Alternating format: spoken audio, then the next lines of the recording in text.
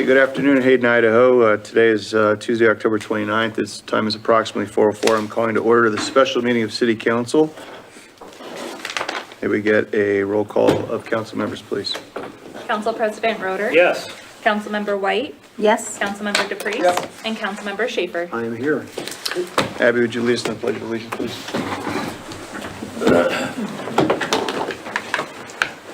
I pledge allegiance to the flag of the United States of America and to the republic for which it stands, one nation, under God, indivisible, with liberty and justice for all. Thank you, everybody. Noting there are no additions or corrections to our meeting because of its length and its subjects. Our first item on the agenda tonight is a workshop. This is a process that's done approximately annually with City Council to review and either recommend or not recommend changes to our fee schedule. This process happens ahead of an opportunity for citizens to provide comment. So with that, I will pass it off to our City Administrator, Lisa. Mr. Mayor, what I want to do is kind of set the stage for the conversation today and some of the changes that I've tasked the staff with administering to you today, or administering to you guys today, as well as some of those changes. There are kind of three levels of changes. One's going to be a notational change. So those notational changes are simply to either identify or to describe more clearly a fee that we're imposing. Two might be, excuse me, a notational change that would potentially affect the fee. And then third would be a fee change. And of the fee changes, there'll be likely some that are less than 5% and some that are greater than 5%. What we're hopeful today to get is clarity from council about where you want to go from here as it relates to either a public hearing or an additional workshop. So the task I gave to the city, to the staff, was to individually look at their respective fees and to make recommendations. Under Idaho law, we're required to provide notification of fee changes and the justification for that fee change. So when we're done going through the tables of fees, we'll come back to the first page of your book, which you've been given, that is the publication, a draft publication. What we'll do in this is, what you guys got, exactly what we're gonna go over here on screen in paper format. Ideally, once we're at a place where we feel like we're ready for a public hearing, this particular document would be put on the website for the public to have access to, as well as the publication notice that's in the front page. So the first page of that book is the notice. It's a draft notice. It's important that we get this right for a couple reasons. The first reason is legally we're required to notice for any change that is greater than 5% or new fee. And two, the reason why it's important to get it right is when we publicize this public hearing, we pay by the square inch of that. So it's an expensive endeavor to go through a modification of our fee schedule when we start talking about all the fees that are affected. And we want to make sure that we have that accurate and ready for publication so that we can adequately hold a public meeting and set any fees that we need to.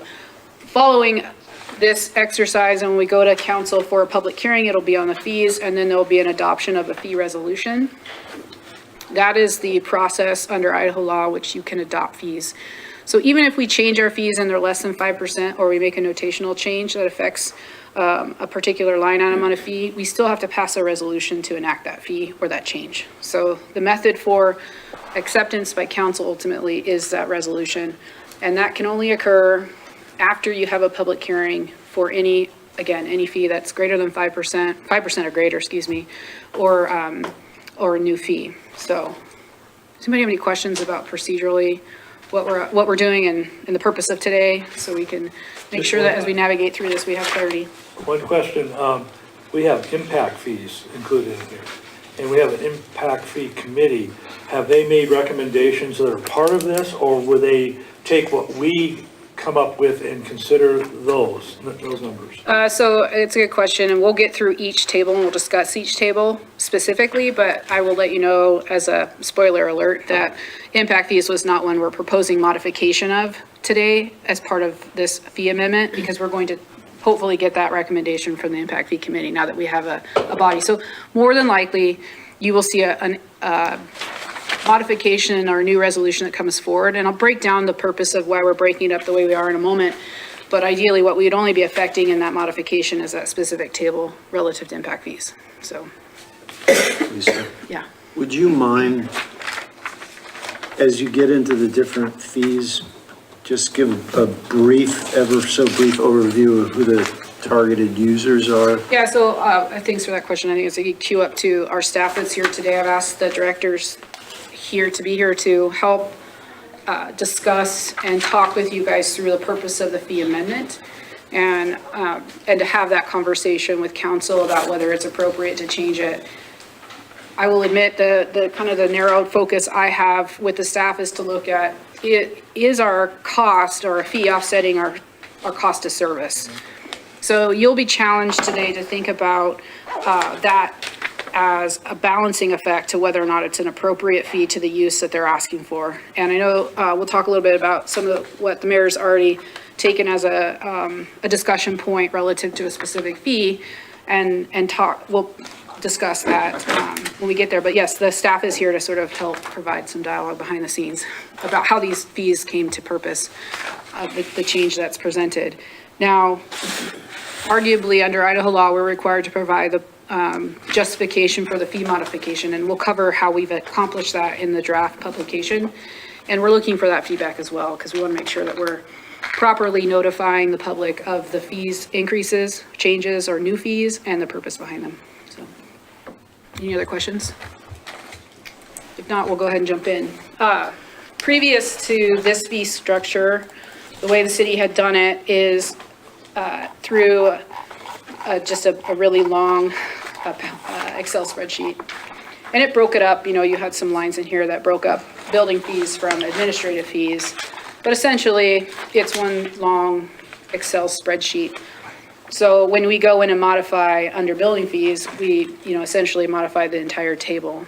We've gone to, what I think is a little bit more of a procedural positive, in that we've looked at hopefully a table of contents, and then each particular area of the city that has fees associated or costs associated with it that we receive payment for, a table referencing that. So if you're, Joe Public or Jane Public, and you're coming here and you want to try to figure out, gosh, what's the beer and wine licensing, we can easily find that, not only through the table of contents, but also, what table it's on. So we've got that sort of connectedness there between the user friendliness or user adaptability. So for the purposes of discussion today, and you'll see in your books, you'll have the current fee percentage change and the reason. That is essentially the process that the city went through with the staff to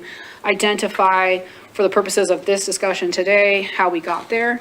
But ideally, when we get to the point of publicizing this and producing an actual exhibit, the hope is that we can just come in here, hide this section, and now we've got, a printable format, limiting that table to just here. So then when we're ready to come back in next year, all we have to do is unhide this, and now we've got an opportunity to continue working. So we'll hide this, and then we'll hide these. So again, it's adaptable and usable. We're not recreating the wheel every time we come to you with a modification. So this is just a process that's sort of built on an efficiency. So as we navigate through this, when we print this, it will be, right now it's a landscape format, it will be portrait. So, because we won't have all the extras on the far right-hand side. But know that that's the reason that's there now, is to sort of guide you in that process of how staff got where we Question. Yeah. Concerning costs, I can, to be able, because you've mentioned we need to compare costs to what we're charging. I don't know how I can calculate a cost for a beer license transfer other than an hourly or a time. to do that for staff at a certain cost per hour, or is that how you've basically done that with all this? Or do you Sometimes, include yes. overhead, like the building, electricity? Because that's all part of the cost of doing business. Well, the one that will come of, I think, most discussion will be planning and zoning as we consider some of the changes relative to the land applications, and I'll let Donna come speak a little bit to that, to the degree which we've included that. I guess I would defer and find out if, I don't think we include overhead, yeah. So we're really just looking at staff time and the cost associated with the staff time, and typically we're looking at, okay, can we justify with an actual time? And on planning and zoning, for example, you're always gonna be vacillating between what your actual cost is and what it takes on an application. Sometimes an application come in really well prepared and more easily reviewed, and then you're gonna have some that don't. And so you're looking at an average cost and average time. That was my next question. We're relying on staff to come up with how much time they think is to do. And we're balancing that Any- against an average. And so you'll see, and we're very thankful that we have some staff that have been here for quite a long time. So their understanding of that average is better suited for a discussion relative to this fee versus, trying to just look at maybe the last 10 months or 8 months or whatever, so. Okay, so when you guys are ready, we'll jump into the first table, which we have as our administrative fees. If we look at the table of contents, you'll see what it includes: beer, wine licensing, animal kennel licensing, any other licensings that weren't necessarily specific or had many options, and then copies and records requests, and then any miscellaneous fees. So you'll see that when we get to table 1, you'll see those broken out, similarly like the table of contents had. Another question, are these one-time fees or are any of these annual fees that have to be paid? It's a good question. And I'm gonna back up and say this, while we're reviewing each table, I didn't necessarily review each license, or each fee with respect to whether or not we're annual or not, so I would defer to some degree on some of this to our staff who know that. So like I would guess like an animal license, it says per year. The kennel license, it's probably a one-time fee, correct? Sewer fees quarterly. Right? Every other month. Yeah. Or, yeah, so they're different. Right. It states it on here. So I guess the question is this is just literally, like, if there's no notes over here of anything changing, then the staff didn't necessarily review that with the specificity that you're asking for, so we'd have to just defer. I can answer that. So the kennel license, for instance, that is for a new kennel, that is the initial fee that they pay. And then when they renew that annually, it's the $80 cost. So, And that's similar to all of them, like the door-to-door solicitation registration. That one is, by our code, is good for 180 days. And so if they would like to solicit longer than that, they would have to come and renew their registration for another $25. So there are some either state codes or city codes that relate to that dictate the, Assessment of a fee, yeah. and how often they are due. So one thing you want to be really careful about is that we're not creating rules within fees. So we will rely on our city code or our statute if that's the case. So I've seen that where you see it happen in fees and you see it happen in definitions where they create standards or rules, and we want to try to avoid that. Okay, so at this point, really the only change in this table, 1 is the organization of it, and 2 is the striking of 2 lines here. So you'll see that noted in red: business licenses and large format documents greater than 11 by 17. This is, I think, relative to us not having this piece of equipment anymore to produce that, so, Lisa, yes. under beer and wine licenses, this is kind of new for me, so who are the typical users of these? We issue, I believe by state law, the beer and wine licenses across the city, and so. Is it to establishments Correct, that serve beer and wine? Or Okay. sell it, or sell Sorry? it, yeah. or sell it. And I've never known that we had one of these, but what is a sexually oriented business? It's another license or permit. For what? We must have it in, Back alley over there behind the So, Have you? I drove by there one night, my lights off, and I, It's defined in the Hayden City Code. What is it? it's Oh, gonna like be a like your, strip joint or Varying something? degrees, bookstores and Oh, okay, novelty books, okay, stores got it. and strip clubs and, you know, what have you. There are varying degrees of it and where they are, can be located. Do we have some? We don't. Yeah. so that, I guess, I'm gonna guess that at some point when we establish this general guideline around these types of businesses, that we also went ahead and created a fee so that we could at least track them. Got it. All right, this one was easy. Was there any questions relative to table one? Any questions about the structure and the whys behind us moving in this? So, okay, no, you said that you were gonna show current and proposed, and I, Yep, there's no, there's the current fee, sorry, it's just, it is what it is. There's no change. So this case, okay, this one just so, doesn't have any changes other than to remove two. So this is a poor one to show that example on because we didn't spend a lot of time on it other than changing the format. So we'll jump to the table two, which is recreation. Here you'll see a lot more red and you'll see a lot more change. So you'll see the current fee. And the reason we're trying to do that again is to capture for your guys' benefit and for workflow, right? Because we're thinking about what this is going to ultimately look like. We want to capture the current fee over here, and then we want to put the proposed here. So when we're done, we're just modifying this text, and then we're removing this because it's no longer current after adoption, whatever that is. so as an example, again, for context, line 8 on there, adult volleyball, self-officiated, resident team, what is that? Yeah, so, yeah, this is where we kind of get into a little bit more of the nuanced issues of how the rec department operates, and that's why we have Susie here to help work through some of these questions. However, before we bring her up here, I just want to kind of lay out, I guess, the format of how this looks, because this is a good example.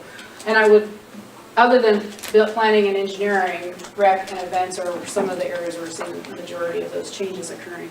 And like those, again, the reasons are stipulated over here and they'll be available to the public to see when we post this on our agenda.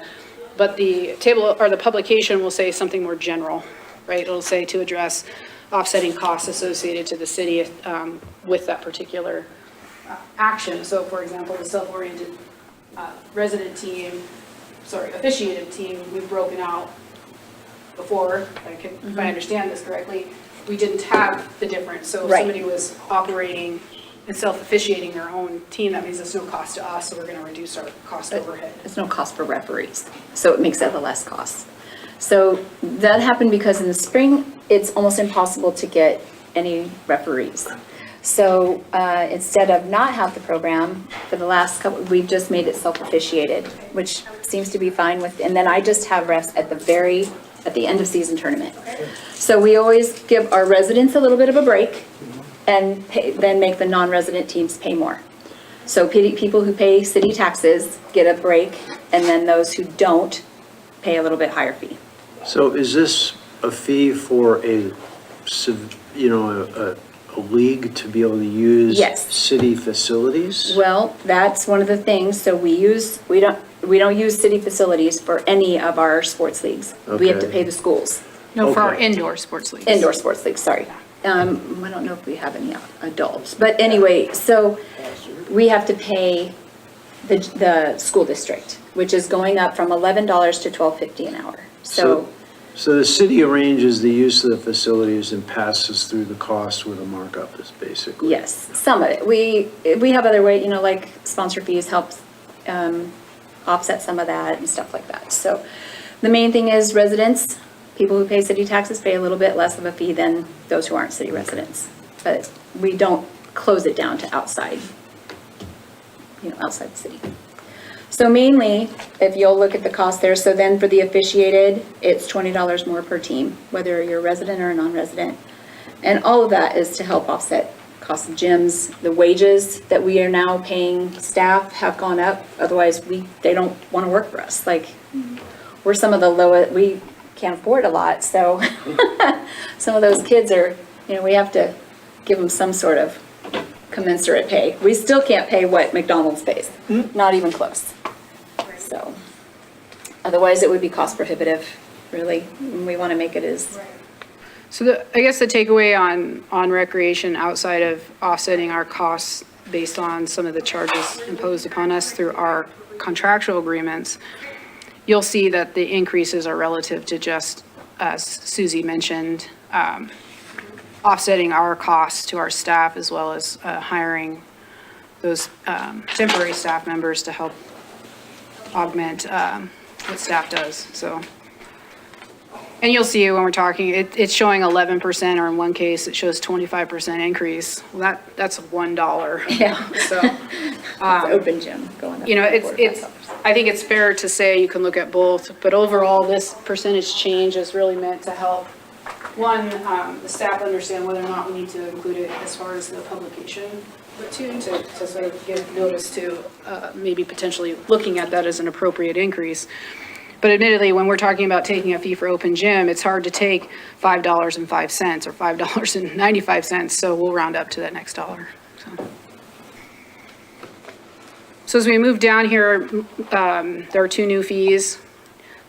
We currently have flag football, but we're moving to a new format in which we're administrating that, so we're striking that flag football, and it made sense to just create new fees associated with that. So those are the only 2 new fees, and they're to offset new programs. And just, if you're wondering why the difference in the cost, that cost includes a jersey, it includes the equipment, it includes a lot of things. So that helps, we don't have to buy team shirts, they come with it. We don't have to buy footballs, it comes with it. So the cost is a little higher, it's passed on to the customer.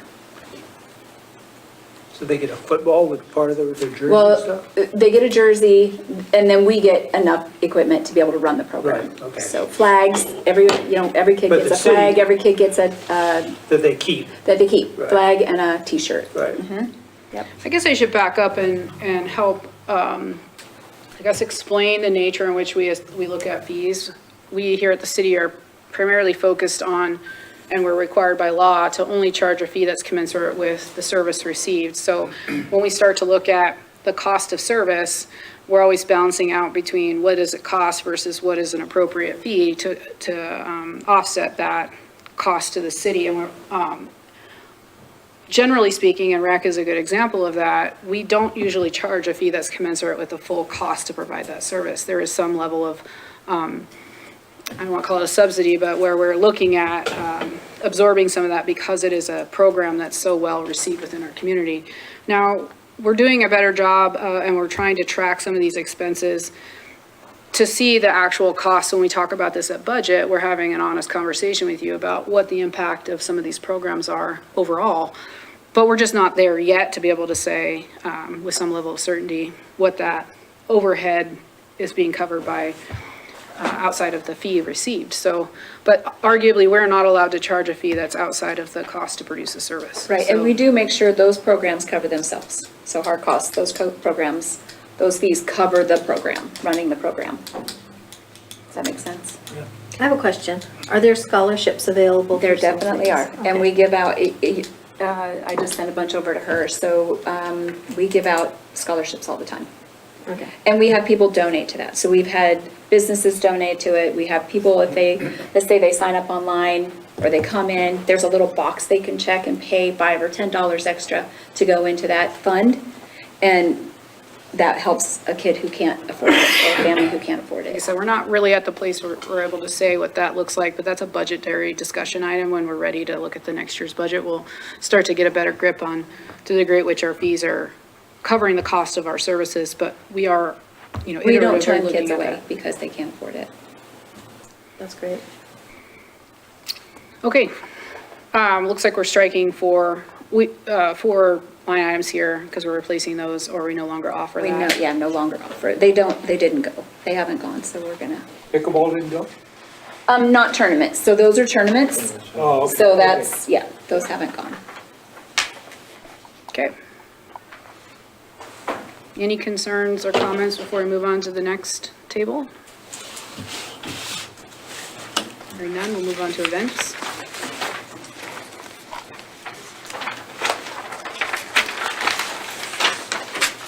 I have some formatting problems here I'm gonna have to fix, so give me a second.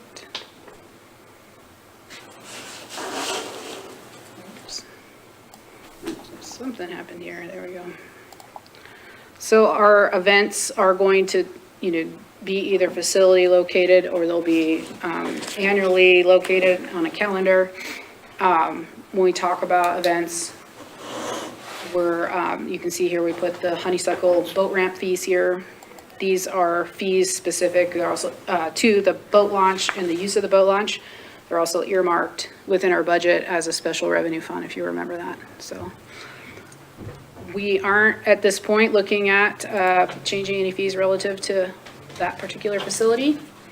So if we jump down to events, typically with events, we're looking at potentially an event at a facility. So for example, McIntyre Park is a good one that is used quite frequently for events.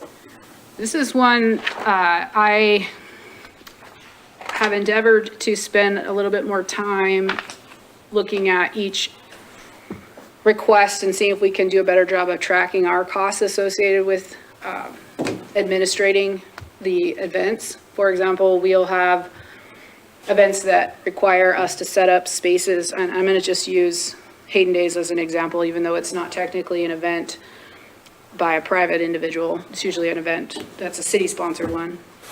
But there's a huge amount of cost associated with bringing the park into the adequate level of service for the vendors and the events that are happening there. So we're trying to look at what that means, because we'd like to present to you guys, during budget, if there's concerns about costs or cost overruns or additional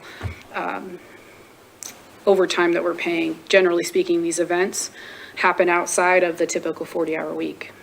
So when we start thinking about these events for private individuals, I know we're offering up what is a public facility. It still has an effective cost at the end of the day, and we want to make sure that those events are being covered in their fees for the type of impact they're having on that facility. So a case in point would be somebody renting out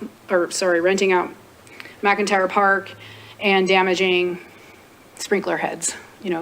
Is that cost passed on to them, or is that a cost that we absorb? So we're looking at those collectively. And then another example would be, all right, there's an event there and it's after hours and we have to bring in additional staff to, take garbages out and to address issues with electricity, for example. Well, that staff generally is coming in after their full day of work. So that's overtime hours. So we're trying to get better at tracking these fees, and I've tasked our finance department and our parks department, because generally speaking, those are the parks' duties, to basically start to track on average what these events are costing us, not only in day-to-day costs or what we would call O&M, but also our anything that we have to do to fix. So you'll see a new application fee in here for that deposit fee. And I think there was a question by the mayor posed relative to this as to whether the deposit fee is returned or not, and it looks like it is. I didn't have a chance to look If there's at it. no further cleanup needed, there's no damage done, then yes, they would get their deposit back. That is for any damage or anything, cleanup or anything that, and we've had that happen, but we never had a fee, so now we do. So I think it's fair, oh, go ahead. Yeah, sorry. I'd like to talk a little bit about the Honeysuckle Beach boat ramp fees.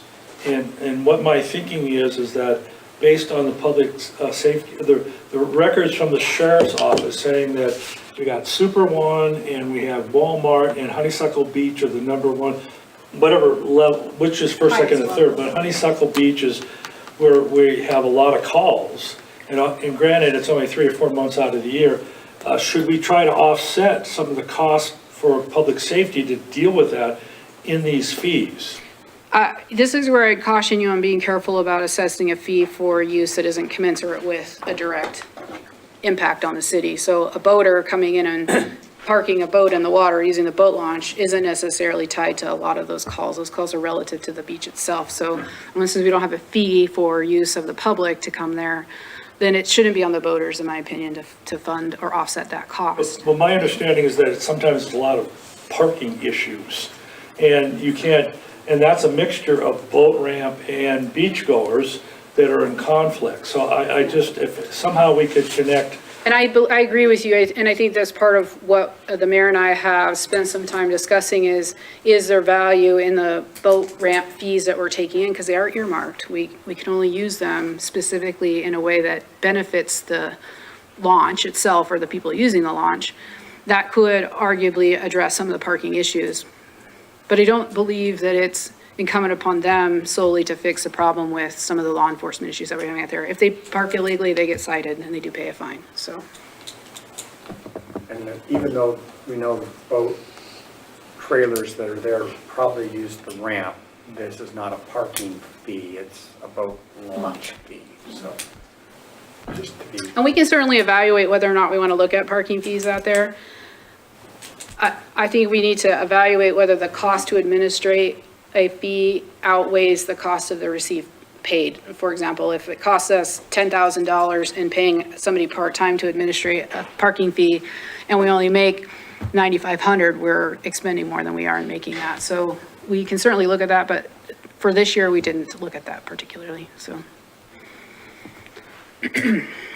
I'm keeping notes.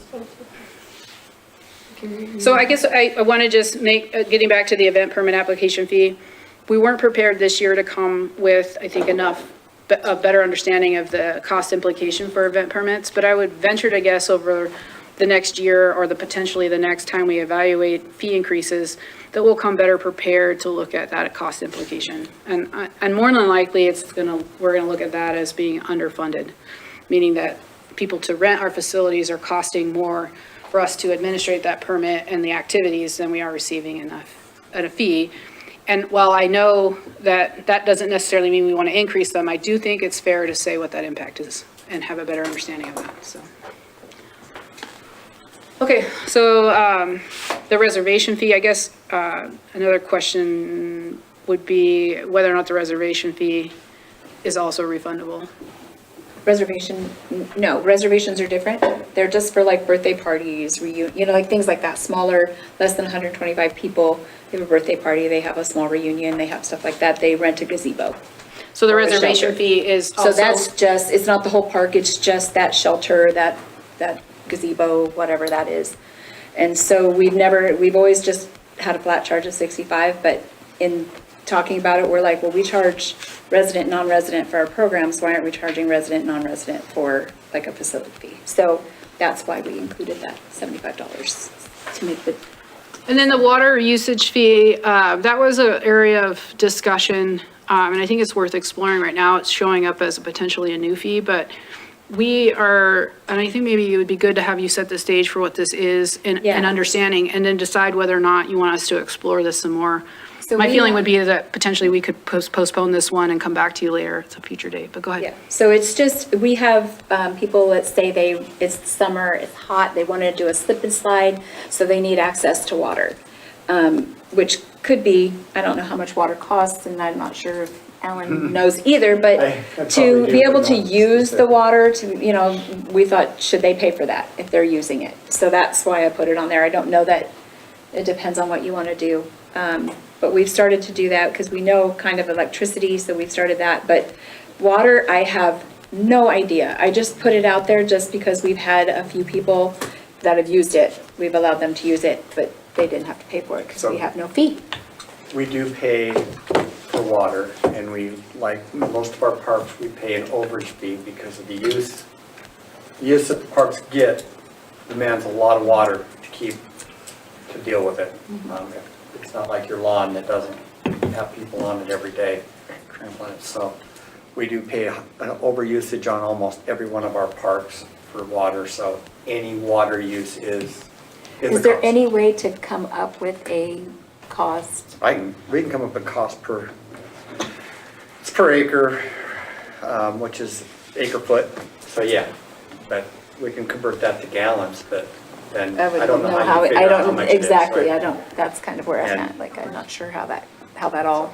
I don't- So like those dunking tanks and the. So we've had slip and slides, we've had water, like the slides, the blow up slides that have the water come down them and stuff like that. So those, we don't have any way of knowing. And the dunk tanks would be another example. Yeah, they're not bringing in their own water, so.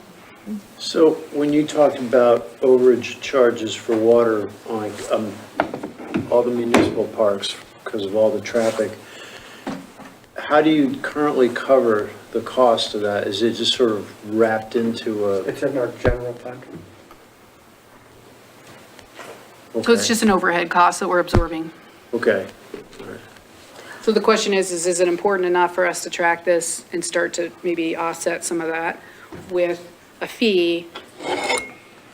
Or just continue to keep it as overhead that we're paying for? Well, just think about, going back to Hayden days, so they pay an electricity fee to be there, the vendors. But a lot of those vendors use a lot of water, and we don't charge anything. So see what I'm saying? Like, there's some cost there that we've never charged for because we don't know what to charge, or haven't thought to charge it. So Yeah. are you asking for opinions from us now on this? Sure. Because if I were to put on my Mr. Citizen hat and I'm like, okay, I gotta pay this fee, oh, okay, I gotta pay this fee, whoa, now a water fee, it's like, how much do you nitpick the fees to death versus maybe just wrap it into whatever Something your else. base fee is? I don't know. Well, that's essentially how it's done now. It's just, but not everybody needs, water is one of those relative anomalies. I that get not it, I get it, but just think of like you're just, I don't know, I'm so new to this, I can't think of all the different ways. I live in which Post you- Falls, we get charged for everything. Okay, Well, you could do, like, you could say like a dunk tank is $50, or something like that, or a but, Slippy spot, yeah. yeah, but some of the things like the sheriff's night out or whatever, we don't charge them for use of the park, so we wouldn't charge them. Those are for- typically your city-sponsored events, so those will be National separate. Night Out is just, it's the sheriff, so Right, we yeah. don't charge them. Okay. And it's not just the water either, right? You gotta, Electricity. somebody's gotta go get the hoses, somebody's gotta make sure the water's turned on Okay. in the bid fund, somebody's gotta Got it. take I care of that. understand. And we have to dispose of that water. They can't roll away with 300 gallons of water in a dump tank, so that gets dumped on the lawn, and you've got that. So it's not, electricity is another similar one. It's not just the power that's coming out, we gotta get a power box. We have to bring it to the site, we have to hook it up, we have to make sure it's working, we have to maintain those boxes over time. So there's costs just associated with those items and that work effort, right? There's more than one element in almost all of them. got it, okay. Yeah. And the Just alternative to that is if you're being the discerning citizen who we're asking for property tax from, and then it's part of our general fund as our operations, as we try to get more detailed about how we're spending our money, those are ways we can parcel off to say, okay, this is an expense that only a group is using versus the entire city is benefiting. And you guys can provide some level of direction to that. My last place, we made a decision that X amount was worth it because we liked that goodwill out into the community and, things like that. But it is, you have to look at it from both sides. We don't want to charge too many people a little piece, but I also don't want the person who's not ever using that to come in front of you guys and say, hey, why'd you save them $10, but you gladly took my 3% increase? I mean, that's the alternative of it, right? Yep.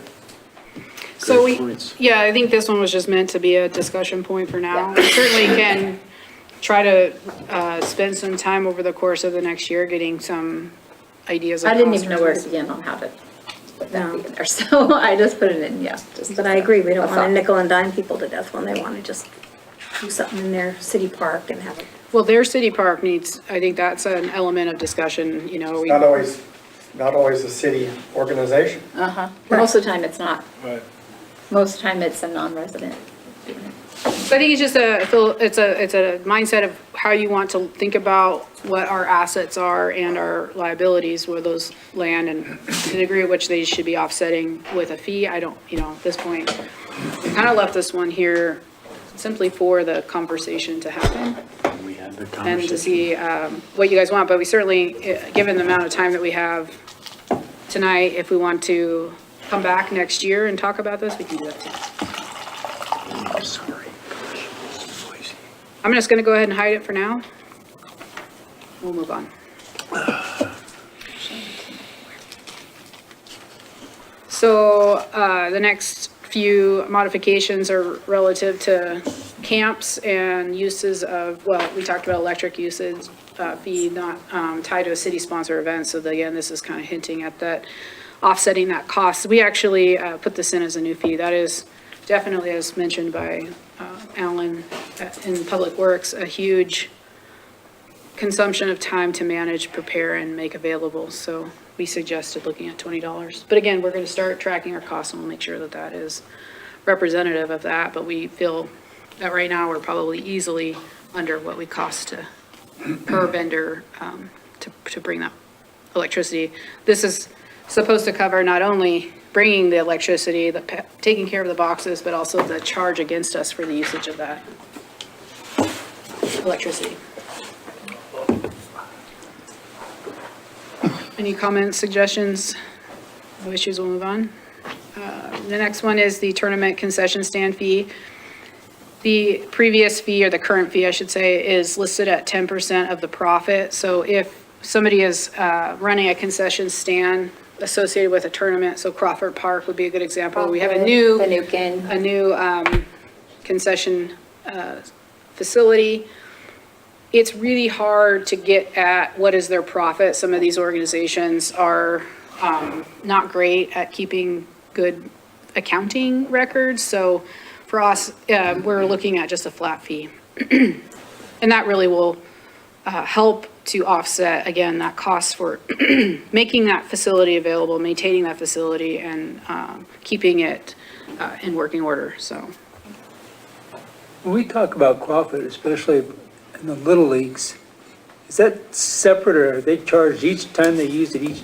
We have a contract with Yeah, I them, thought and so. while they use it, they take good Yeah. care of Really it. good care of They it. take, we've had people go like, how do you have this kind of park to have the, like with Little League tournaments and stuff, and we're like, during the Their time concessions and all that? they run their own, yeah, they just run it out of there.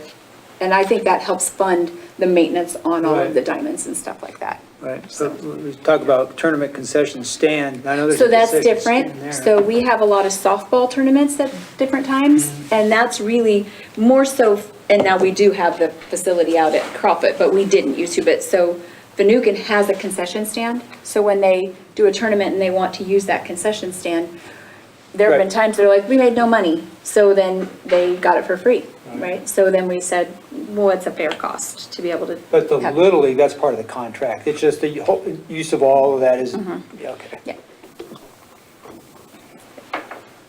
And Go ahead, Are we done with talk that? about the next one. yeah, because I thought we decided we were, because instead of trying to like keep track of days, I thought we were saying just $30 a day.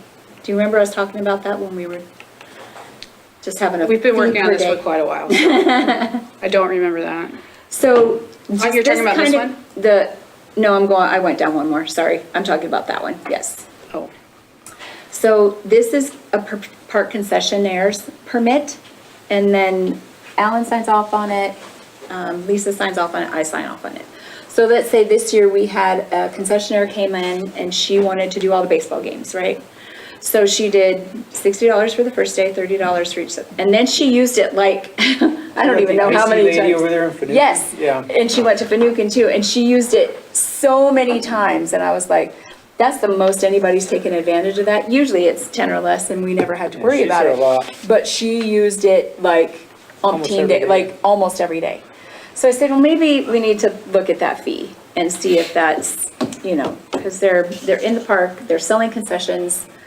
She's there though, I mean, like all day on just regular days. Yep, And, I drive by there, I go by there a lot. yeah. And I'll look, and granted, it's a hit and miss, but I Yeah. wonder, how much business she actually does, because a lot of times there's nobody there. I don't know. You're Like, sitting she there. did some of our baseball games and they loved it, right? Because Right. it's hot in the middle of summer, they're getting snow cones. So totally, it was at Crawford.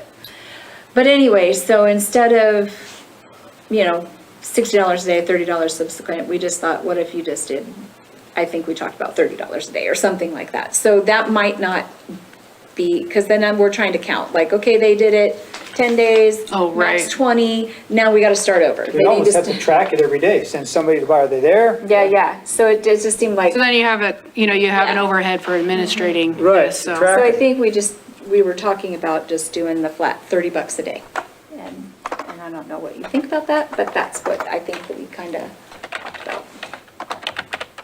Do you have a maximum number of days though, so that you can have more than one vendor? If you have, do you have a laundry list of vendors? Max 20.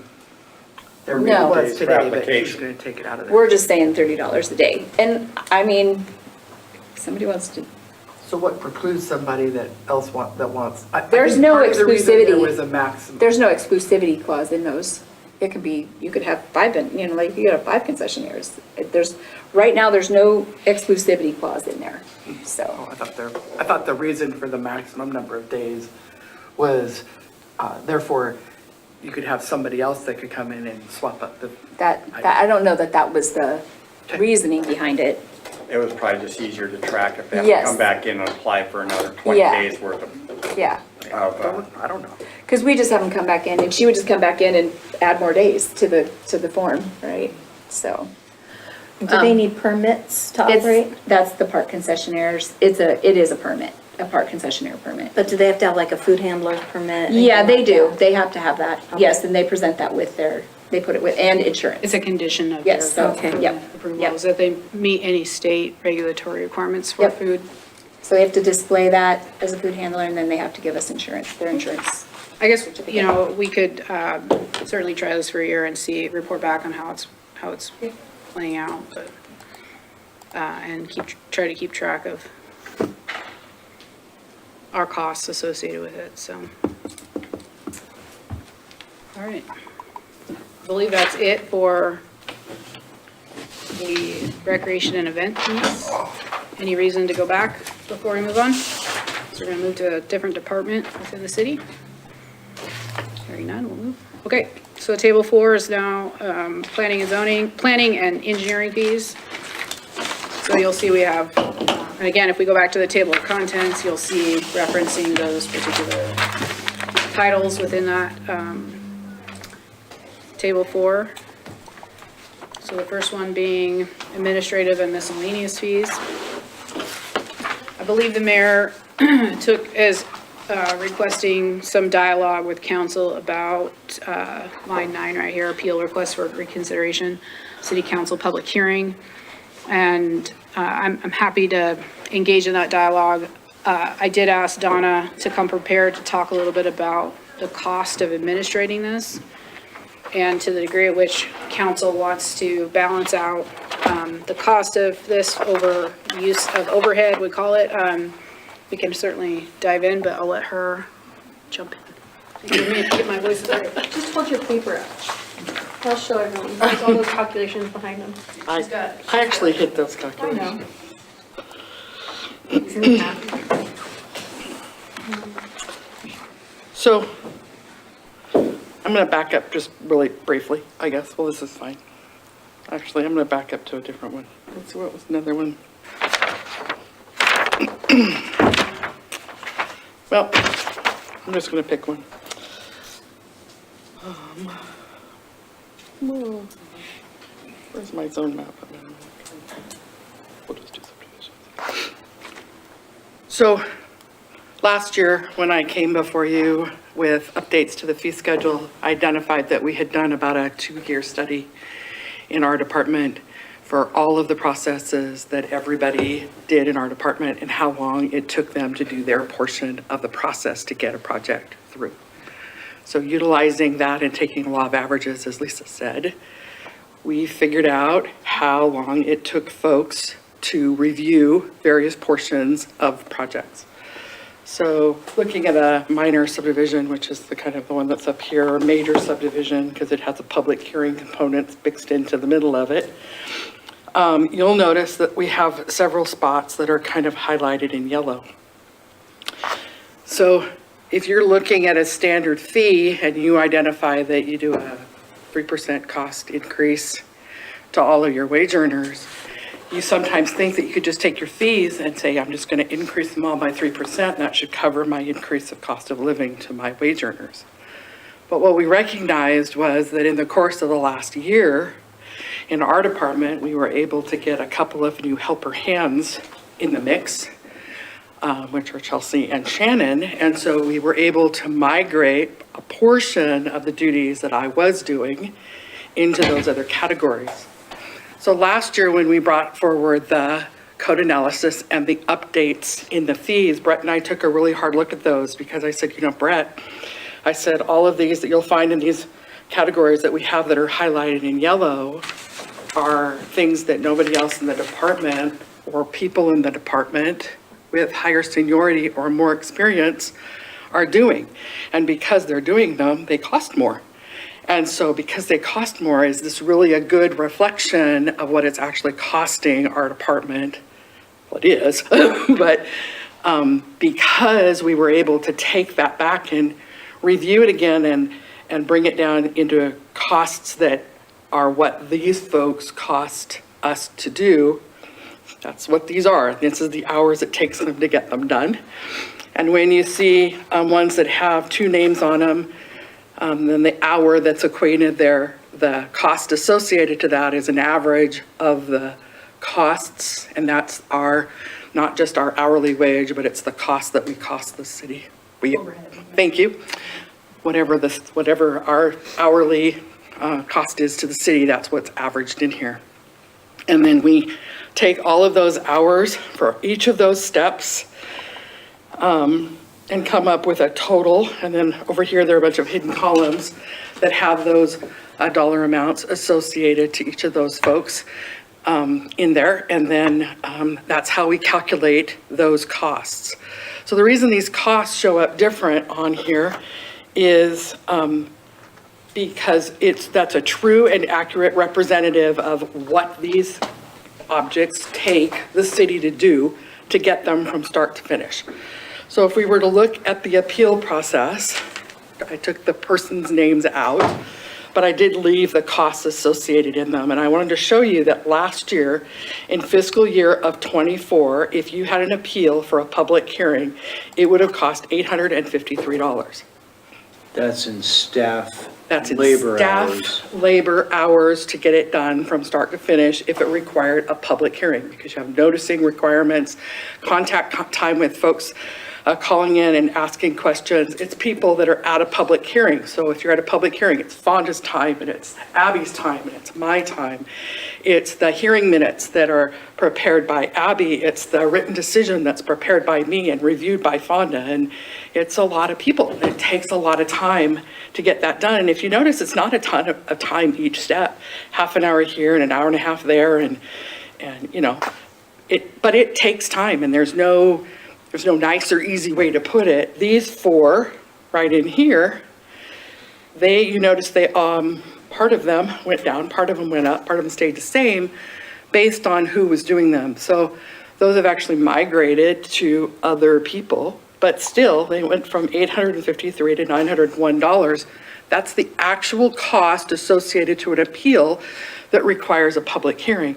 Now note, if you had a no hearing fee, it went from $225 and some change in fiscal year 24 to $244.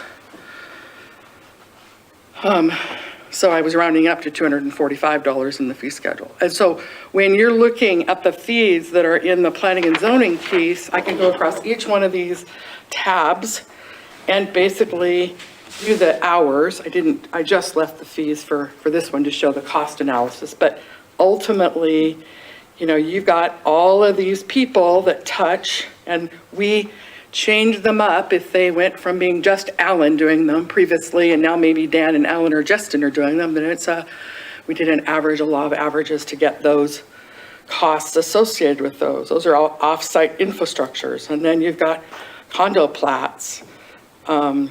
Lift station is really any off-site utility infrastructure that we may have. We threw some numbers at that. That hasn't changed any. Site plan reviews are done by acre. And so this spreadsheet actually goes way out long this way with calculations. But again, trying to massage that into a place that makes sense.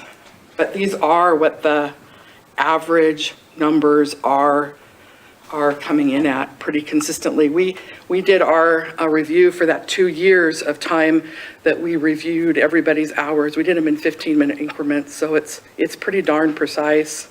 And we did it over a 2-year period of time, not just a 1-year period of time. I want to understand, when you're doing a commercial site plan, evaluation, you actually track the hours or minutes, 15 minutes. We did over a 2-year period of Yeah, so time. this is, that's your data to then come up with these numbers. Correct. There's calculations from cell C to X, just for this one task that she's done, all manually. Not one piece of that's come out of this financial system. And that, you don't find people doing that anymore. So then, here's like an SUP. So I wanted to note on here and you can ask about any of these. Special use here also is Conditional use permit and variances. They're pretty similar because they have a single single public hearing with planning and zoning, similar process. Annexation applications. This is interesting to see how much stuff happens before we even see it. Yeah, so here's an annexation application. Annexation applications have a preliminary mother may I kind of behavior. They also have, this is this part here.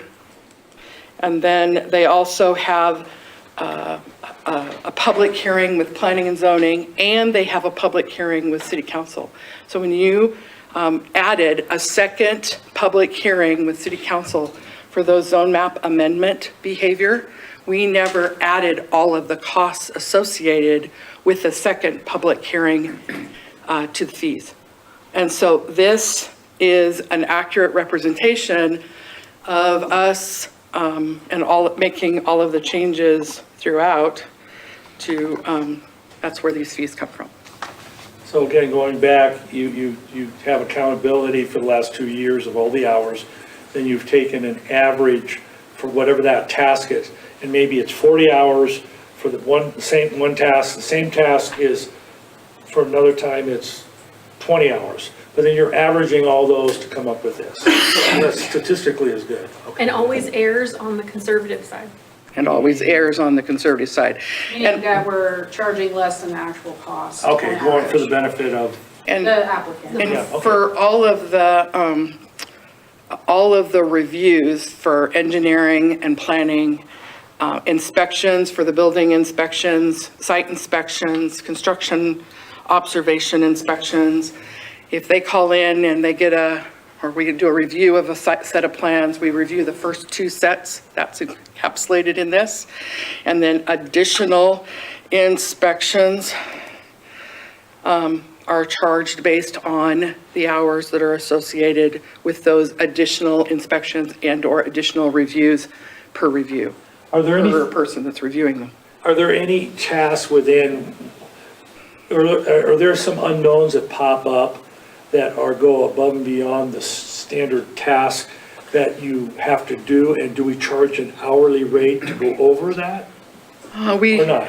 No, most of it we really try to One flat rate, encapsulate that's in it. here, correct. The only thing that is an unknown is pass-through engineering fees where we get a consultant, a third-party consultant.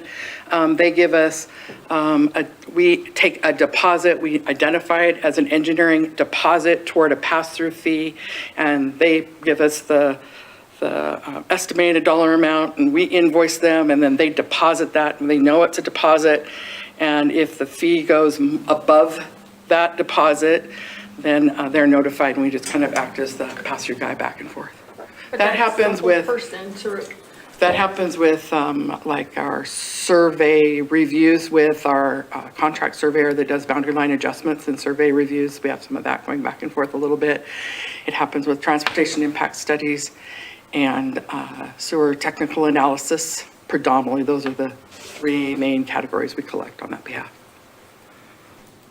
And I think I would not advise that we go down the path of deciding an hourly rate, because when you submit for an application for what I would call an entitlement application, when you're entitled to a process, it's really hard to come back at the end and say, when they didn't get the result they wanted, or they did, now you owe us more money.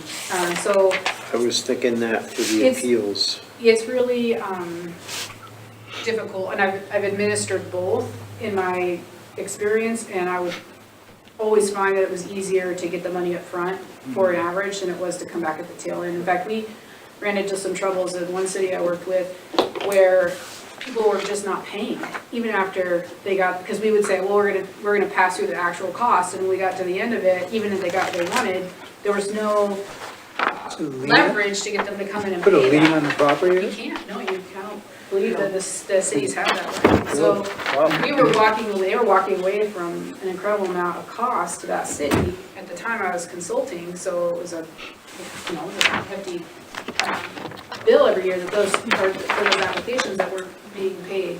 And so when you're chasing after those dollars, it's really hard. So we try to get them up front. That's why we do the legwork to come up with what we think is a justified cost for managing an application.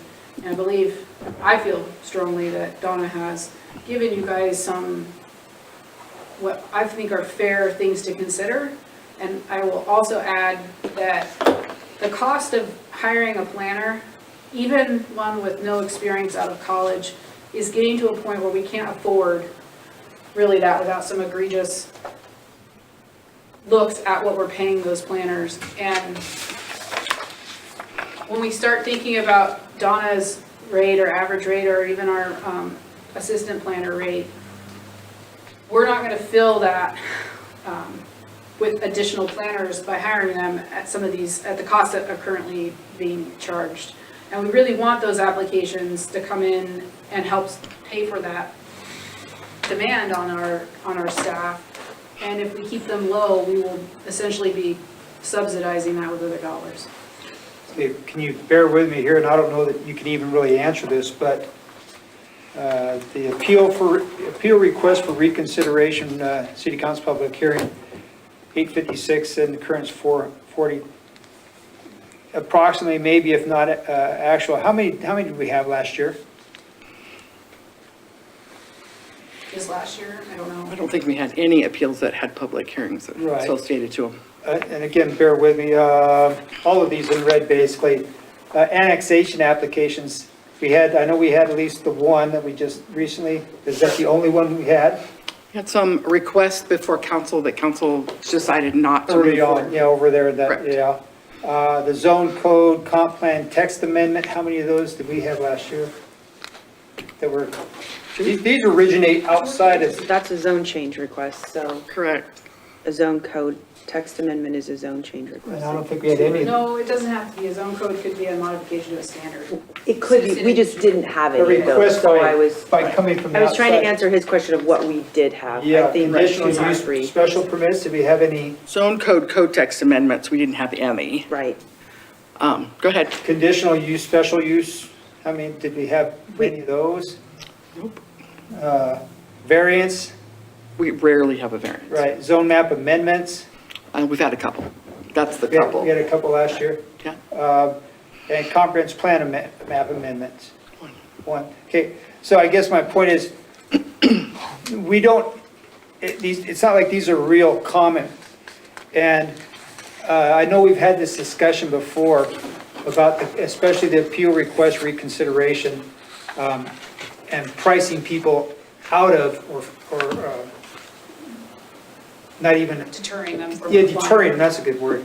And then the complaint is, well, you know, of course we can't do it because it costs us so much, so you've got us hamstrung, for lack of a better term, and stuff like that.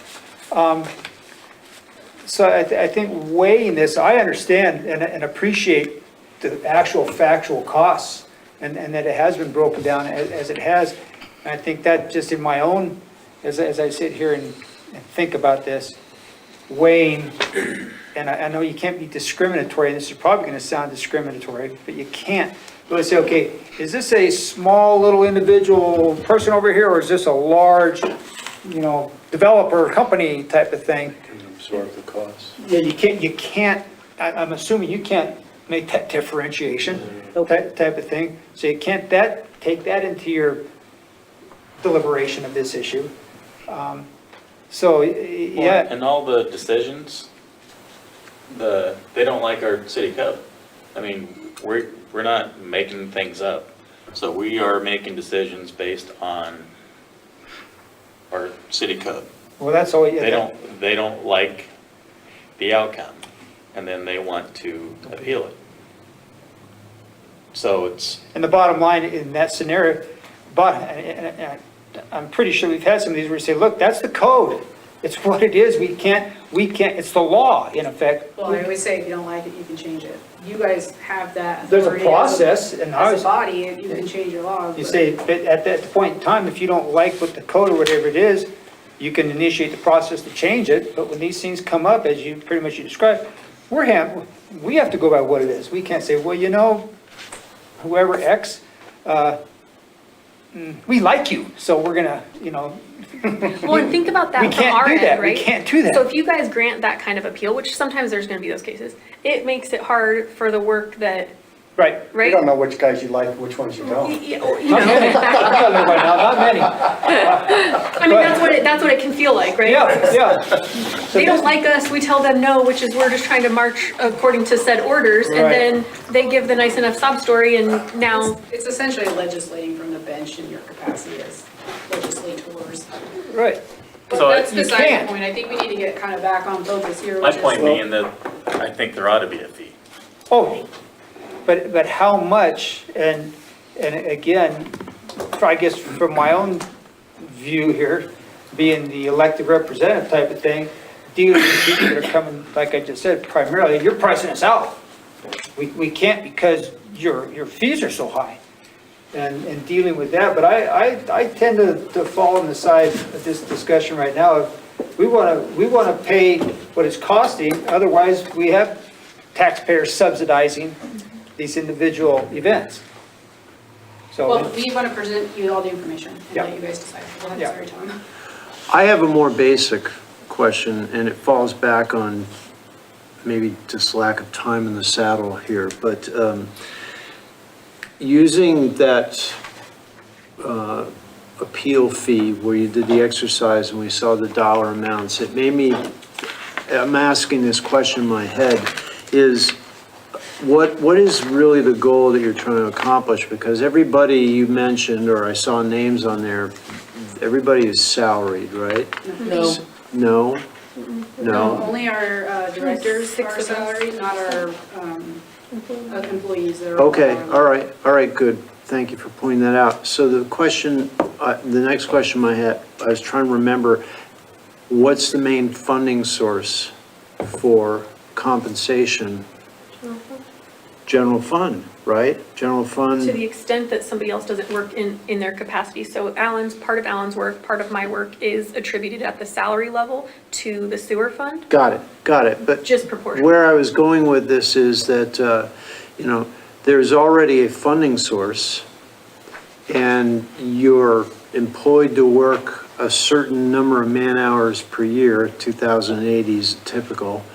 So when we are talking about now tacking onto a fee to existing, to work that comes under your job title, is it to pay for overtime? Is that the thing? Or I'm So it's missing really- something? Yeah, so it's really, if you think about the 2,080 hour, that's a 40-hour week over 26 pay periods. Got it, yeah. And we start to look at what if you don't have any of these applications, you're not gonna obviously offset the cost of that particular employee with that fee, right? But Yeah. when there is that, the question then is it appropriate for that application to represent in the income for the city for the work that's being done a commensurate level time task? Because otherwise, if you think about it, what happens if they're not doing that work? Well, then they're being funded through general fund dollars. So well- we're just talking about what is. Okay, yeah, but again, let me be Mr. Citizen for this argument is, it almost sounds like like double dipping, one could say, and I'm, I can help reframe it to not feel that way. yeah, well, let me finish my thought. So I'm not opposed to user fees reflecting the actual cost of work.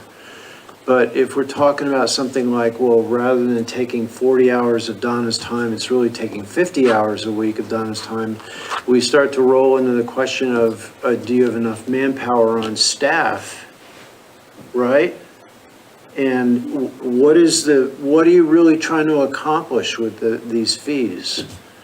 Well, honestly, the look at this is to make sure that the impact on the amount of time spent is commensurate with the fee that's coming in, or to the degree that it is less than that. So we're not in a situation where we're charging a fee that's not commensurate. So we're presenting to you what that cost is, and you guys, we're making some suggestions. Because if it takes 40 hours of one person's time to process an appeal request, let's say, we'd want a fee that offsets some of that time, because they're not doing other things. Can I jump in? Yeah, please. I think what you're saying, and I kind of, if I'm understanding what you're saying correctly, it's part of their job anyway. Their 8-10-hour day, whatever they're paid for, if they're doing it in the course of their regular work day, that's what they're being paid to do, for no better way to put it.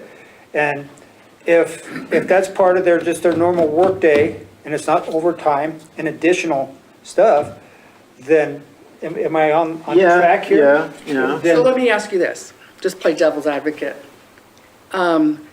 We render a decision, the applicant, who is the developer, doesn't like it. So the developer is going to appeal the decision.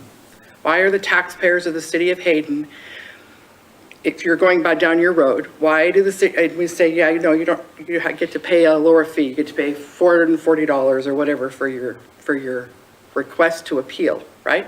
Yeah. Why are the taxpayers subsidizing the developer's request to appeal by $416? That's not where my last thing is, my last comment that I'm tying in, I'm thinking here is not so much, yeah, it costs X, but your daily job is to do these things. That's what you're getting paid to do. That's what a senior planner would Her get paid daily to do. job is to work for the entirety of the city. Right. And not on specific parcel-related applications all the time. And so this is to help compensate the general fund, if you will, for the amount of time that are being spent on citizen or developer-specific work, which prevents her then from doing work on behalf of the city. So think of all the long-range code work you guys have wanted her to do on behalf of the city. She can't do that because she's working so often and so many hours for applicant parcel specific projects. Going back to Donna's statement, why should the citizens of, all of the citizens and the taxpayers of Hayden subsidize the amount of time that it takes for her to work on applicant-specific projects when the applicants can commensurately provide some revenue for that? Well, that was, I think, my conclusion of the last thing about the subsidization or whatever. And now you say it that way, but, and I guess what it comes down to is some form of, my guess is, from my experience with all of you, all the staff, okay, they work more than a 40-hour week. You know, the type of thing. They're here sometimes 7, 8, 9, 10 o'clock at night. Who knows what time they get in? They do the code work and they do all this other work that I seriously doubt that any of them go, well, 5 o'clock, I'm going to be able to do it tomorrow. You know, from what I see about almost from everybody I've seen here, they do what it takes to get the job done. And I think that's maybe where these additional fees come in, is to deal with that.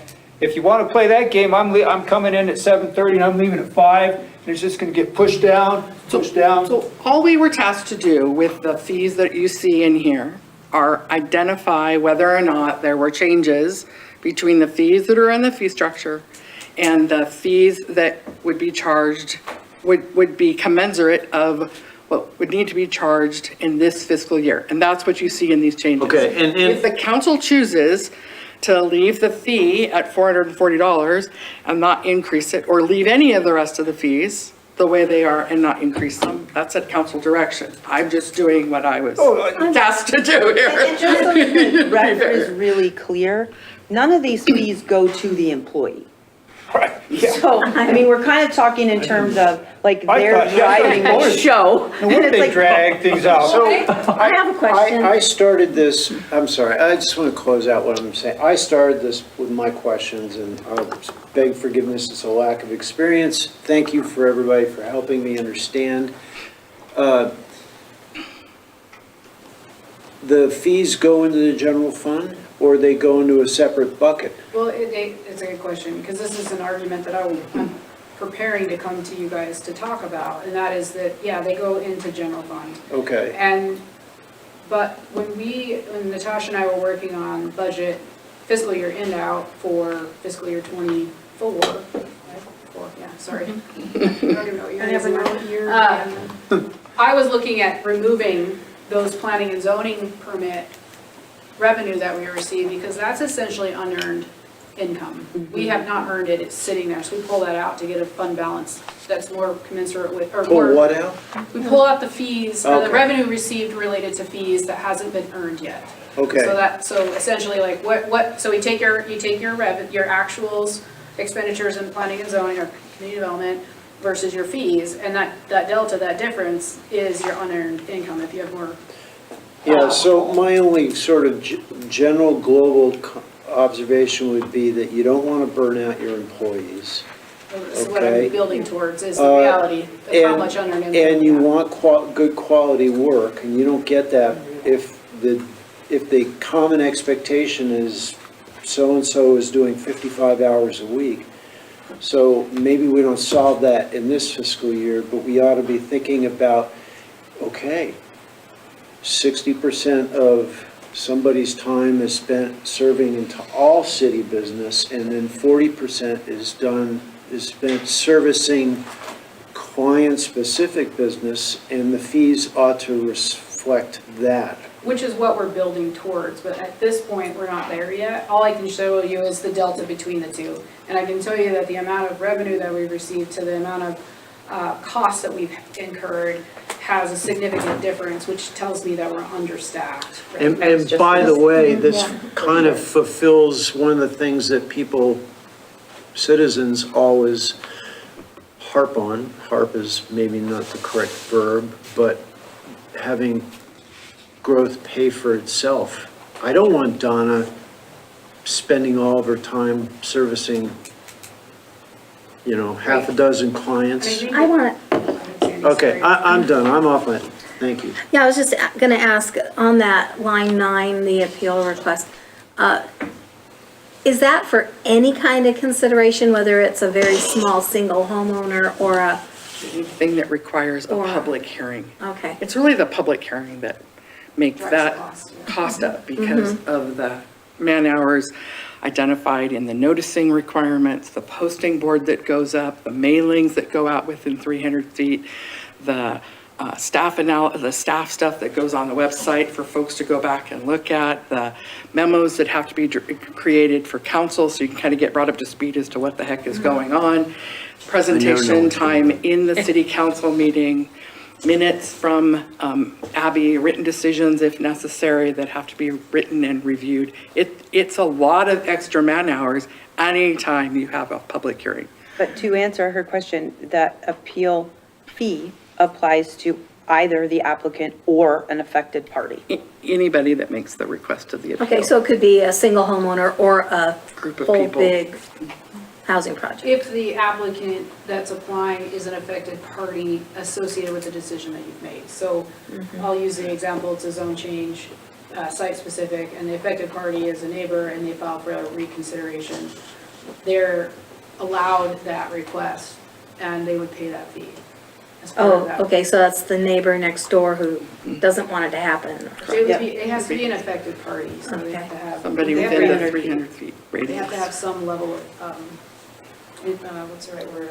Standing, thank you. So last comment from me, and I know it's probably something that would be discussed and addressed for the coming next fiscal year, is, and I think Councilman Dupree's struck on this, was the large business entities are much easier, more capable of absorbing fees like this than, one, two-man businesses. So again, another thing that I've heard is that it's very difficult for small contractors to find an opportunity to do work in Hayden.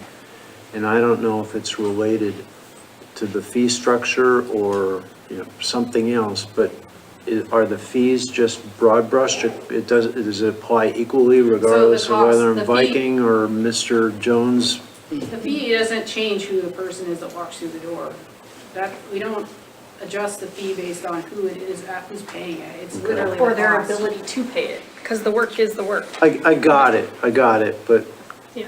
I'd like to think about this number 9 some more, that going up so much, because it could be, a citizen who Is just, that the one we decided last year not to, to the higher level? Yeah. So every year that we pass up the opportunity to increase this, it just grows in its percentage of increase because our costs are increasing. and That's fine. the city is not, do you charge it just based on the act, of the working the appeal, or They have- it's not they based make like on number of application- acres or Oh, no, board it's just- foot or it something like doesn't really- that? it's just an appeal. maybe not that leap, I mean, something, I don't know, but It's an appeal of a decision, so how many acres it is or what the size is rarely any more work or any less work. But you see my point, don't you?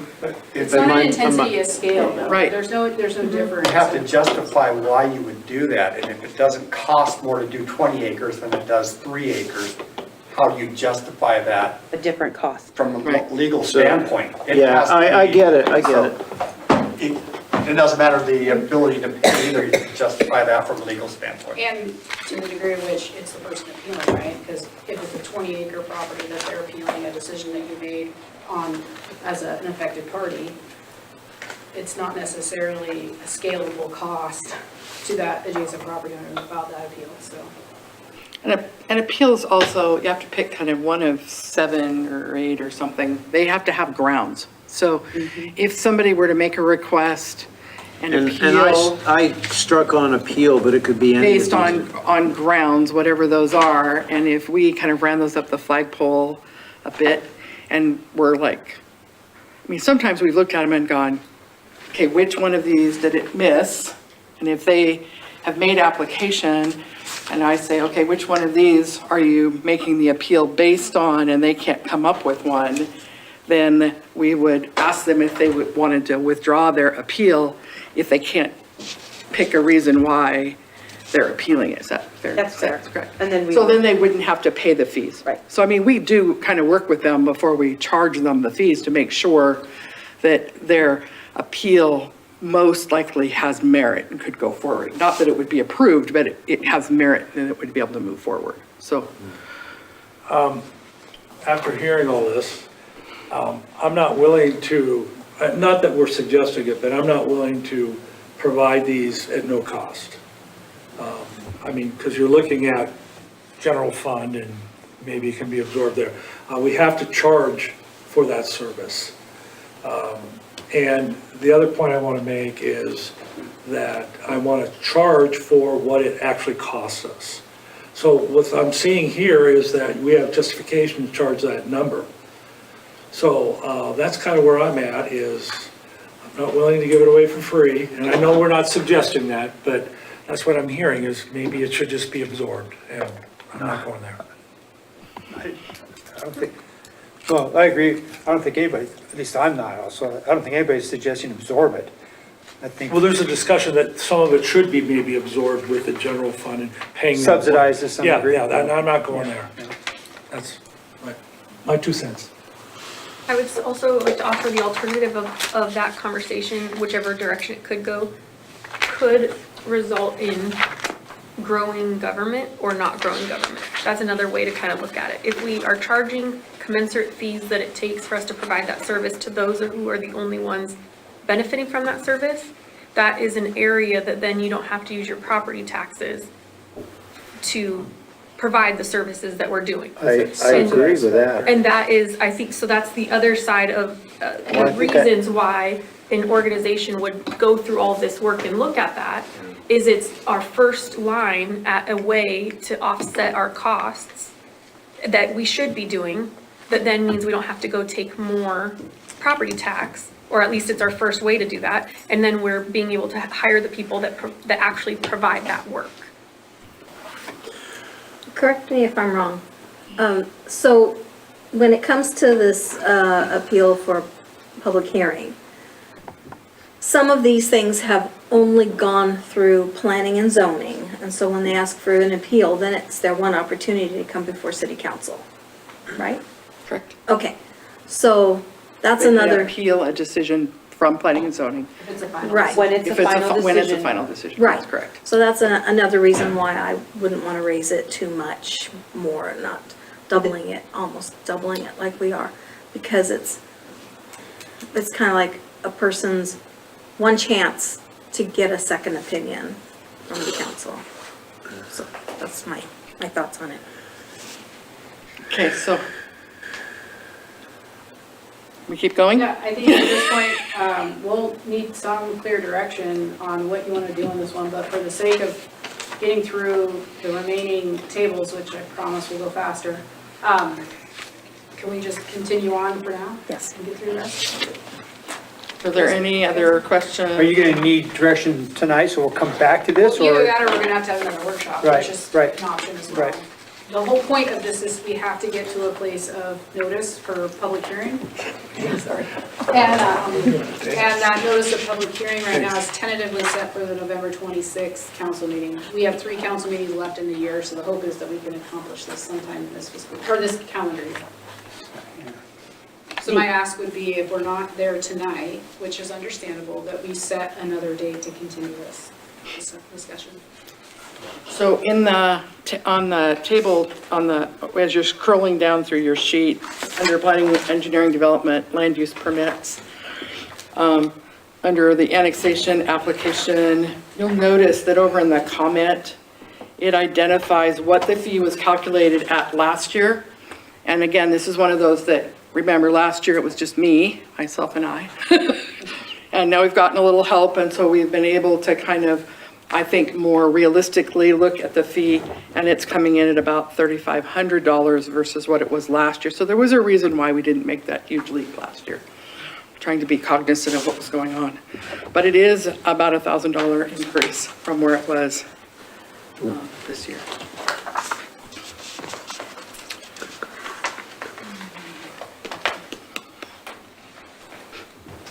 And then the zoning code or comp plan text amendments. They aren't a site-specific location, so you don't have that posting to do on a site, but it's a notice to the paper and noticing requirements related to those. It still is 2 public hearings, and it was $1,500 last year. We calculated it at an average of about $2,150, and it came in just about the same place. I just rolled it up to $2,200 for this year as a proposed change. And then a planned unit development has 2 parts. It has a preliminary planned unit development part, and it has a final PUD part. Those are different standards of approval, vastly different analysis that goes into those, and each of those is a $3,700 fee. There's no change to that, except we clarified that it's a $3,700 fee twice. Right there, each. So basically, $7,400 plus the cost of maintenance. Highlight that one, because I think I need to make sure it gets put in, if it stays in the notice. Notification, I'll pop that one. And again, that conditional use permit is a planning and zoning commission public hearing only. Last year, it was calculated at $1,900, but again, with that staffing change, it's calculated at $1,800, which is still an increase from last year. Find me? I think Matt's lost.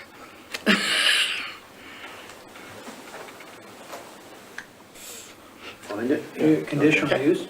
Conditional use, yep. Yes. And so, as I said before, a conditional use permit and a variance permit are virtually the same as far as time allotment and as far as noticing requirements and what have you, so they're the same fee. And a zone map amendment and a zone code amendment are similar, except that because they require those 2 public hearings, and that's why the $2,200. Question regarding all the current fees. have you had very many people say, that's way too much money, I'm not doing anything? Will you say that out loud, please? Oh, no, we haven't had that. Thank you. We haven't had that. So people realize it costs and they pay it. So I'd like to go back to Councilwoman White's comment also, just because as you guys move forward through a decision point on these fees, so Idaho Code provides some direction on what is required to have city council as the final decision maker, and then where cities have discretion on allowing planning and zoning to be the final decision maker.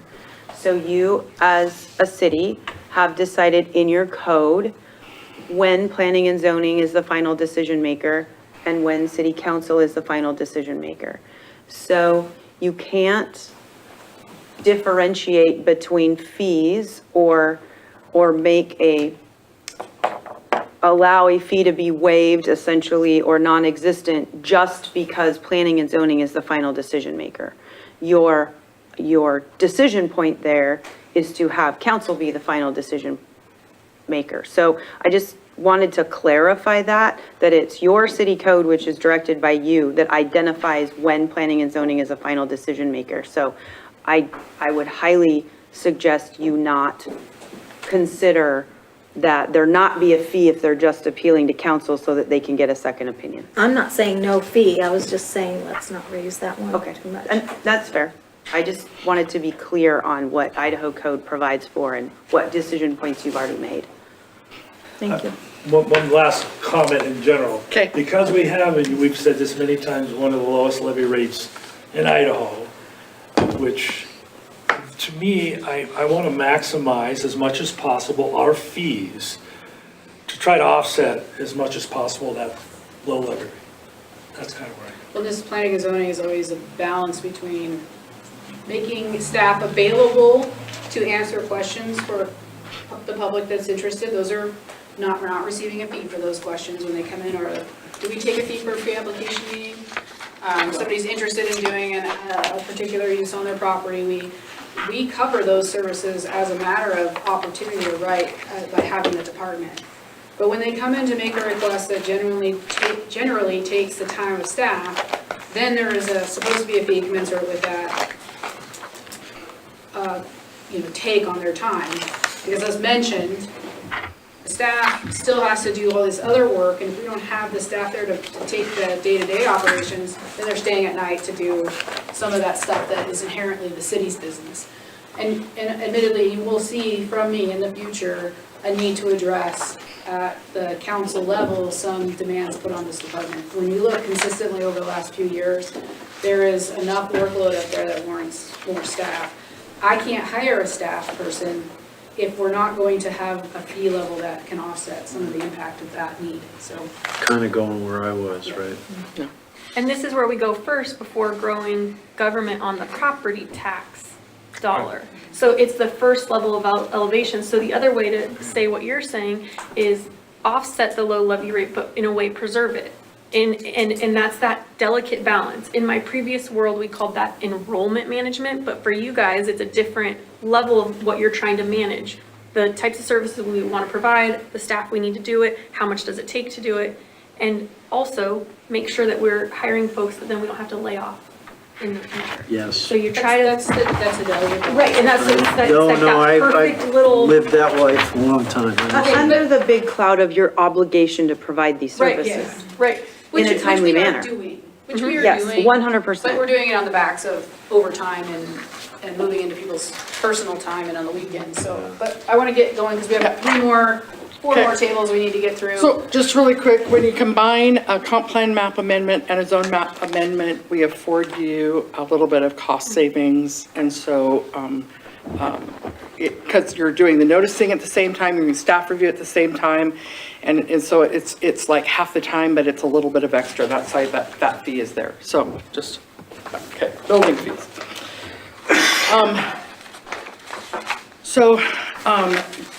General building or site inspections not associated with a permit. These are inspections which may or may not include code enforcement, but which are not associated with a building and or site permit in progress. So when we have to send a building inspector out to do a review or to check on a site or see if it's in compliance or is it operating as a sandwich shop or has it migrated into more of a breakfast nook and it needs a hood and, are they converted their commercial use and does it meet ADA accessibility? It takes his time to go out there and do the inspection and come back and then we decide if it needs a permit or not. But the inspection before the permit, that's what we're trying to capture in here is that time. Yep. On those, okay, so does the inspector or is the proprietor, I guess, maybe notified, hey, an inspector's coming out, it's gonna cost you $100? In fact, they are the ones that are requesting it. Oh, really? It's not like somebody said, hey, you might wanna go look at these people there. No, it's not investigative, it's literally they have questions about whether Oh, or they not want it you warrants out? a permit or a change of use. And so Right. they're hiring us to go give them that direct advice. Okay, thank you. So there's the verification of occupancy is a term that comes right out of the building code, and what it identifies is if you have a non-residential use and say that use was an office warehouse and the office warehouse found a really great tenant that is a karate class and the karate class moves in. So the certificate of occupancy and all of the planning for the site and the review of the parking and all of that was done for an office and a warehouse. And when you move the dance recital in, or the dance studio in, or the karate club in, or whoever, then that S occupancy moved into assembly people.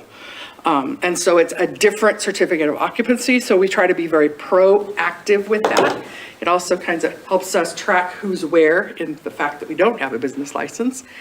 And it verifies folks that are moving, tenants that are moving are actually in the zone that they belong in. So we try to get all of that head up. It's a one-page form. Sometimes that does require inspector to go out, and that's all inclusive in that 225. And the change of occupancy goes away because it's a duplication. That's a change. Verbiage changes. Manufactured homes. In the days of old, people moved manufactured homes into manufactured home parks, and they moved them onto property. And you had a setting permit, and you had standards on how they set it and what have you. Now you have people that move manufactured homes in, and they have connection standards that they have to review, and they have to review snow loads and other building-related items. So this encapsulates the building permit portion, not just the setting on the foundation portion. So it's no change as far as dollars go, it's just clarification in language. Is that all of me? Yeah. Okay. We're just gonna cover really briefly the next two tables, just so you understand how we broke them out. You've got equipment rates. I won't lie, I want to change this significantly, but for now, we're gonna leave it as is. But this is basically, if we are contracting typically with another state agency, we can charge certain rates, but we have to adopt those rates. So we'll come back and likely address this at some point in the future. So there's no changes to this at all. Impact fees, this is just a recognition of the resolution that currently adopted, but no changes at this point. We also expect that at some point in the future, we'll come back to you. So at this point, this is exactly how it's currently proposed, or within the current existing fee structure. So the last two tables I want to go over with you are the public work fees and the sewer rates. You'll see that there's change in description and application of fees. So this is really just a standard note that we currently have that we're refining to reflect, I think, more of what the fee is inclusive of. Meaning that if we're having to go back out multiple times over Past two, then we bill. yes, right. So it's basically providing some bookends, we'll call it that. Okay. Yep. Public infrastructure review, don't believe, we're just changing, We kind of moved that text up into the one above. yep, so it, right. Alan, I'm gonna have you Yeah, talk a little bit about this, because it is a little confusing. Probably should speak up there so that they can get on the mic, huh? I have the spreadsheet. I got it. No, I have the spreadsheet. Show I realize that, but I think they've seen. So these numbers were, again, Donna has a spreadsheet that she went through and tracked these costs, and so it's based kind of on the same deal, but we added a new fee, it's asphalt core. The reason was with the new utility providers that are in our streets. So we manage, the city manages the right of way. And to do that, we basically have to allow certain public facilities in there, that's power, communication, water. And they come in and they do work in the street. They impact our asphalt.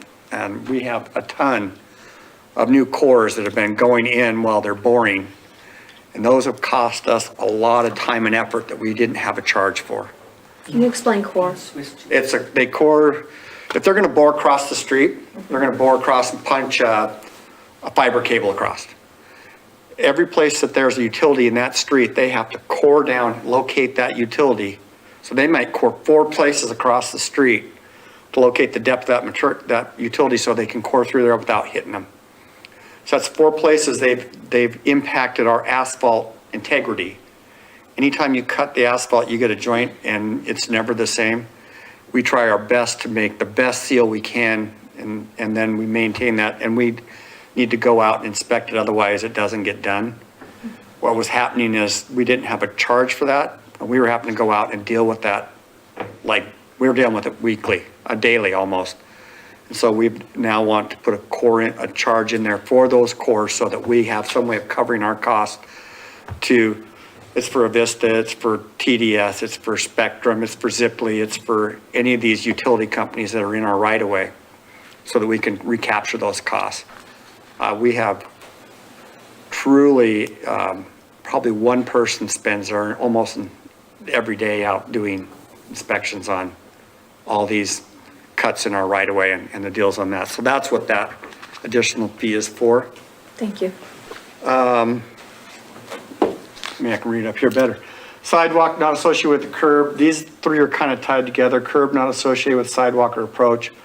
Approach not side. And then the next, above that, we have sidewalk, curb, and approach. It was driveway. We have only charged for a 1 fee for sidewalk, curb, and approach. It didn't matter whether it was a sidewalk, curb, and approach, or if it's a sidewalk and a curb, or just a sidewalk, or just an approach. And what we're finding is a lot of places we're just going out and doing an approach. And it doesn't cost us as much to go out and just do an approach as it does if we have all 3. The reason is we typically go out at least twice, maybe 3 times. The sidewalk, curb, and approach, the first and second time we were going out, maybe once for a sidewalk, once for curb, once for approach. On the final walkthrough, they should all be done. We'll make sure it's all done. So you get a little bit of economy of scale. If I'm just going out and doing a sidewalk, I'm going out there and just doing the sidewalk. I'm not going out 3 times to look at the sidewalk. So it costs less to do 1 at a time. So in fairness to the end user who's wanting to put in an approach or dealing with the sidewalk or putting in a curb, and these are with like commercial sites, well, mainly it's commercial sites or a change in some other site. We're giving them the benefit of the doubt that we're not charging them $250 when it really only costs us $135.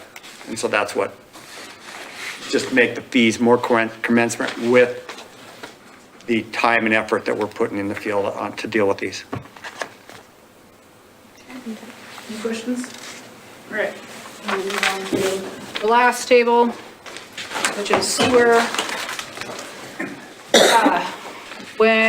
And you know, we talked about this during budget, that we needed to address our monthly sewer rate. And we knew that the litigation surcharge was being dropped because it's been fully reimbursed. You'll see that the amount of increase is 1%. We are actually only increasing it by 50 cents a month. This is where I have to acknowledge what we had in the monthly sewer rates previously, or currently I should say, to where we're going to isn't what we were charging. So we had 57.50 in there, but I think the bill going out was 55. So that was just last year, there was a change made, but we weren't necessarily at the point of making that change at the rate level. So technically, by virtue of the previous resolution, we're only changing it by 50 cents, but we're dropping the litigation charge. So the amount of money per month change is 50 cents or $1 every 2 months. So technically, this doesn't rise to the level of being a percentage that warrants a publication, but it's definitely an area of discussion at the public hearing that could come up, and I want to make sure you're prepared for that. And then the last one was Can I ask a quick question? So what would the percentage of increase be if we didn't count the $7 bi-monthly that was, so it's being raised only 50 cents, only 1%. So the difference, the delta between the two is $1 every other month. Okay, so the $7 bi-monthly that was from the litigation surcharge, Drops off. that drops off, but we're raising it that much plus? Well, it was already at 57.50, but we weren't charging that, we were charging 55. I have to do the math, but, sorry, I'll just do the math so I'm answering. So 55 plus, and then the $7. 62. It was 108 bi-monthly. Without the surcharge. Without the surcharge. Yeah. Okay. Thank you. But there's a little bit of an anomaly with this one, just simply because of, I think, the jump start that staff got to last year, but we weren't necessarily up to that billing rate, so now we're just correcting those two. So at the end user, we'll see $1 increase over 2 months. So as I go back to the beginning here and we talk about publication, really, what I need to do is go back through and ensure that we've captured all of those increases that, one, have notational changes that are reflective of a fee increase, or two, have an increase of greater than 5%. You'll see at the top here, we have kind of a, issue. It says kind of the structural changes. Overall, the city will make notational changes to describe fees more accurately, but notes won't always reflect an amendment to the overall base fee. So that's that acknowledgement that there will be some notational changes that won't reflect in increases in fees. We covered those today. But only those fees that exceed 5% are listed or are new, or listed as new, are published herein. So that will be the language. And then we will put on the city website, as well as at our front counter, a copy of what you guys saw here once we modify and make any changes as a result of the workshops.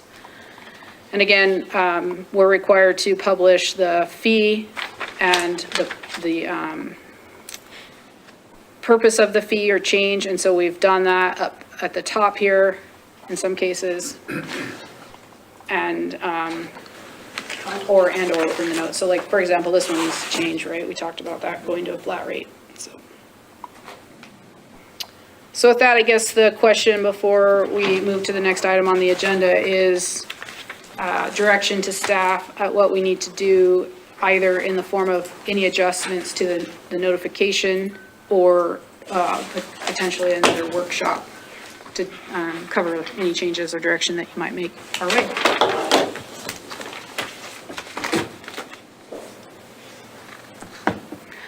And that's it for this. I guess I'm just looking to you guys now for some. I'll repeat what I said. We have the lowest levy rate, one of the lowest levy rates. I'd rather have the increases in our fees to be in line with what our costs are, rather than somehow having to raise our taxes. So I'd agree with that. I'm good with this. I don't want to raise our taxes. In general, I'm in favor of user pays versus just spreading it out in general tax. I have to admit, this is so new to me that it's hard for me to get my head around everything. I'm gonna, I don't see anything nefarious about this, so I'm okay with things as you've proposed. Yeah, the one thing I'm concerned about is the appeal request going up so much all at once, so I would like to see that one not be raised as much.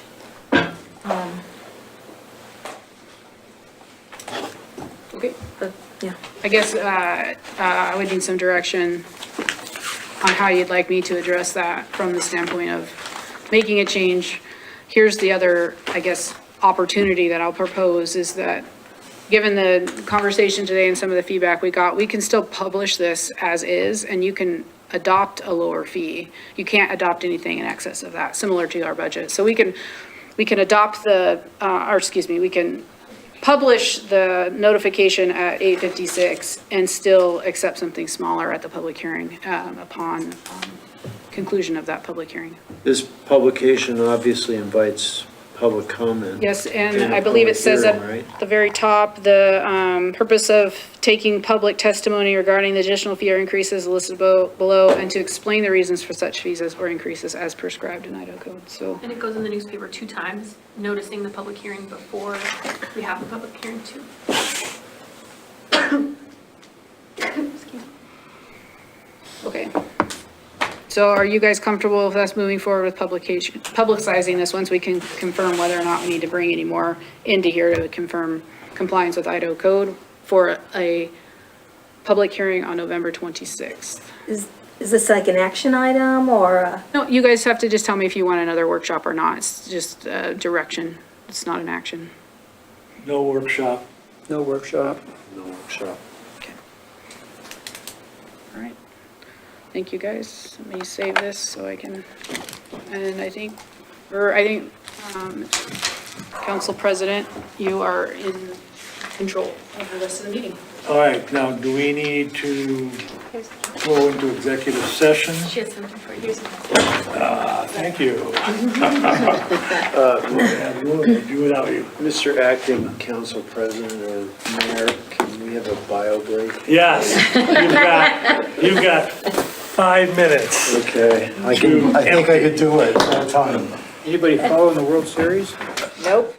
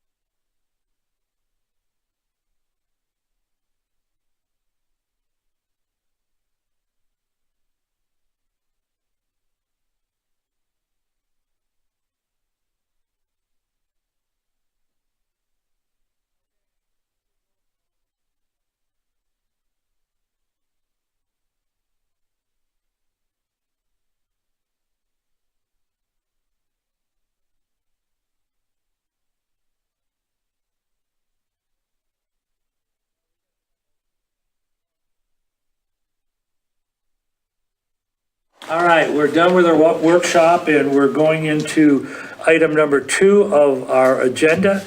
And I'm looking for someone to make a motion on our executive session, please. I would move that we move into executive session per code. I'll second that. Will you note for the record that Councilwoman White? Oh, yes, I'd like to make for the record that Councilmember White had to leave and she's not present. And the time is at 6:01. So now roll call vote to go in. Council President Roder? Yes. Councilmember Schaefer? Yes. And Councilmember DePriest? Yes.